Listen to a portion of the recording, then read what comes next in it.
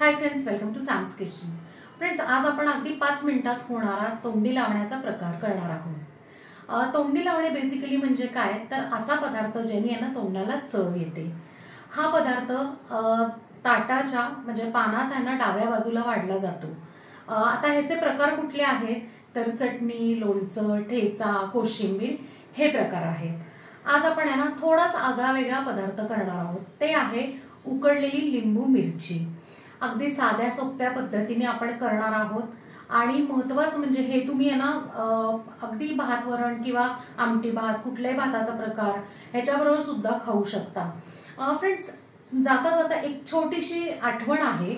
आमच्या ना माहेरी घराच्या जवळ एक ना भजीवाले काका होते, त्यांच्याकडे भजी बरोबर हा प्रकार मिळायचा आहे। सो नक्की तुम्ही आहे ना भजी बरोबर किंवा अगदी बटाटे वड्या बरोबर सुद्धा करून खाऊ शकता।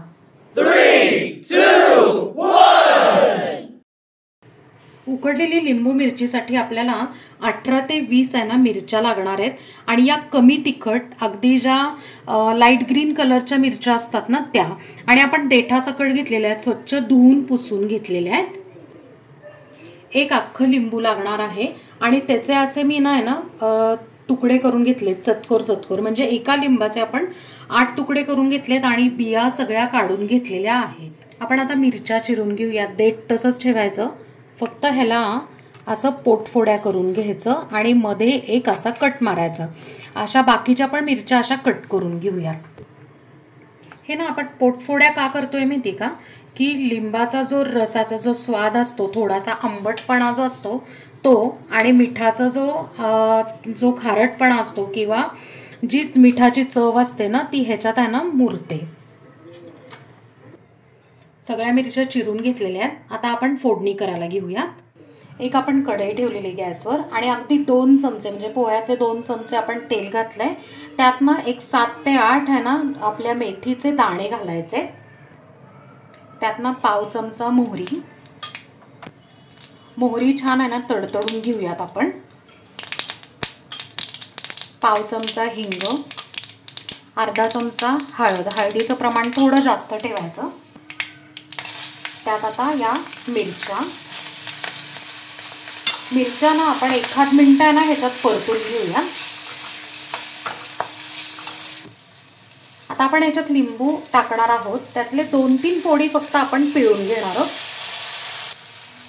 3 तुकडे टाकलेले आहेत मी पिळून, बाकीचे असेच अख्खे टाकूया। चवीप्रमाणे मीठ। आता परत आहे ना परतून घेऊया।